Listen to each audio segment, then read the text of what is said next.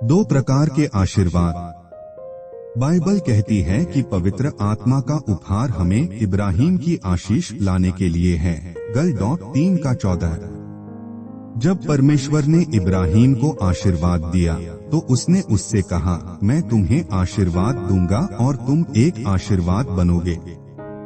तुम में पृथ्वी के सभी परिवार आशीषित होंगे। उत्पत्ति 12:3-4।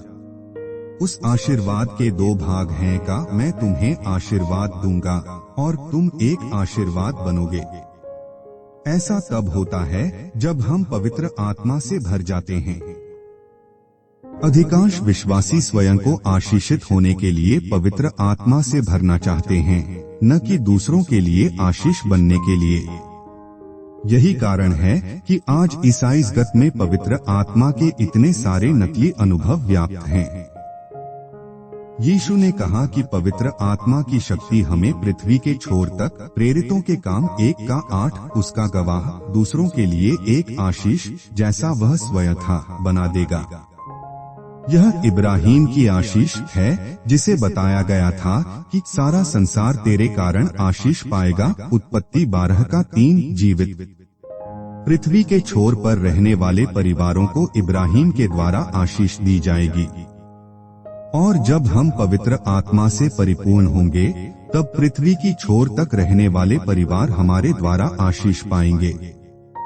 जब यीशु ने नासरत के आराधनालय में यहूदियों को आत्मा से अभिषिक्त होने और उसके परिणामस्वरूप निकलने वाली आशीषों के बारे में बताया तो उन्होंने उल्लेख किया, गरीबों को सुसमाचार का प्रचार करना, टूटे दिलों को चंगा करना, उत्पीड़ितों को छुड़ाना, उनके लिए स्वतंत्रता की घोषणा करना, बंधुआई, अंधों की दृष्टि और सब पर परमेश्वर की आशीष। लूका 4:18-19। जीवित ध्यान दें कि अभिषेक का हर एक परिणाम दूसरों के लिए आशीष था। कुरनेलियुस के घर में पतरस के शब्द इस बात से सहमत हैं का यीशु का पवित्र आत्मा और सामर्थ से अभिषेक किया गया और वह भलाई करता हुआ और उन सबको जो शैतान के सताए हुए थे चंगा करता फिरा। प्रेरितों 10:38। फिर से हम देखते हैं कि जोर दूसरों को आशीष देने पर है।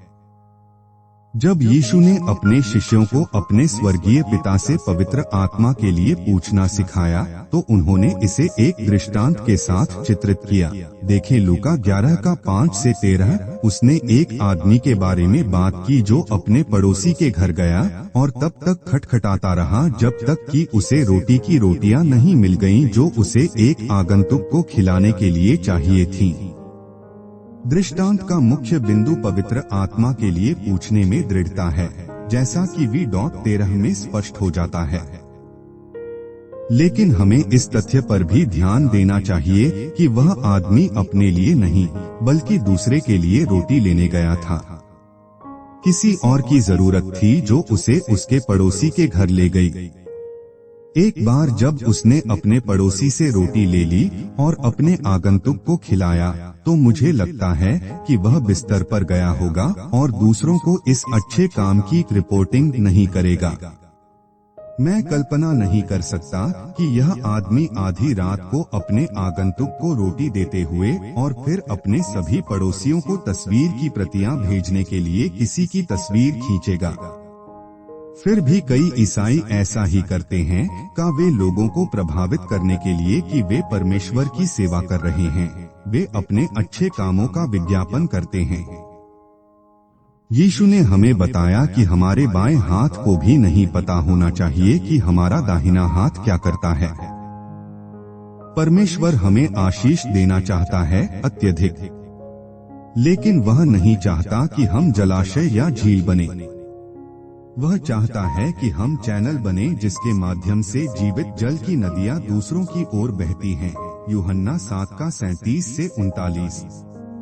और वह चाहता है कि वे नदियां केवल परमेश्वर की महिमा के लिए गुप्त और चुपचाप बहें। नए नियम की पत्रियों में वर्णित आत्मा का प्रत्येक उपहार दूसरों को आशीष देने के लिए है। 1 Kuri.12, Rom.12, Ifi.4। यहाँ तक कि अन्य भाषाओं का उपहार जो हमें व्यक्तिगत रूप से विकसित करता है, प्राथमिक रूप से दिया जाता है ताकि हम हमेशा आध्यात्मिक रूप से ताजा और परमेश्वर के संपर्क में रहें, ताकि हम दूसरों की बेहतर सेवा कर सकें। जो लोग मुख्य रूप से व्यक्तिगत आशीर्वाद चाहते हैं, चाहे शारीरिक स्वास्थ्य, भौतिक समृद्धि या भावनात्मक उत्साह, उन्होंने परमेश्वर के उद्देश्य को बिल्कुल भी नहीं समझा है। ये केवल वे टुकड़े हैं जो उसकी मेज से गिरते हैं। विश्वासियों के रूप में हमारी बुलाहट यीशु के पदचिन्हों पर चलने की है, और वह पृथ्वी पर स्वयं को आशीषित करने के लिए नहीं बल्कि दूसरों को आशीष देने के लिए आया है। जिसके पास सुनने के कान हो वह सुन ले।